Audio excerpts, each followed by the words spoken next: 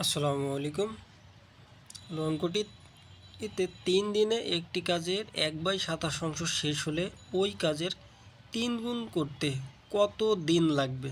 তাহলে আমার অ্যান্সারটা চাইছে কত দিন লাগবে। তাহলে আমরা জানি যেটা অ্যান্সার চাইবে সেটা সবসময় ডান পাশে লিখব। তাহলে অঙ্কটি শুরু করা যাক।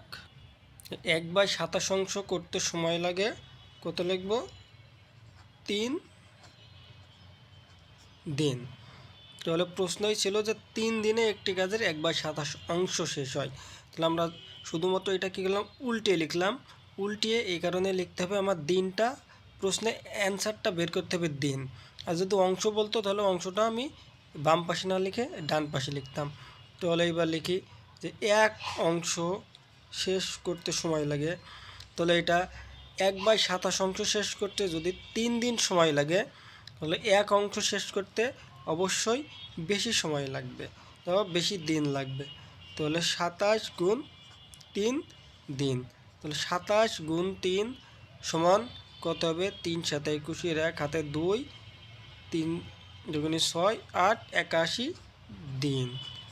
তাহলে এক অংশ করতে সময় লাগবে মোট 81 দিন। এইবার প্রশ্ন আবার বলছে ওই কাজের 3 গুণ করতে কত দিন লাগবে। তাহলে এক অংশ করতে যদি 81 দিন লাগে, তাহলে 3 গুণ করতে হবে। তাহলে আমরা লিখব যে সম্পূর্ণ কাজের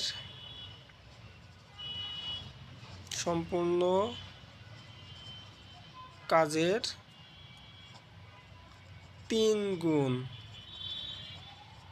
করতে সময় লাগে। আগে ছিল 81 গুণ 3 দিন সমান 3 × 1 = 3, 3 × 8 = 40। 3 গুণ করতে সময় লাগবে 243 গুণ।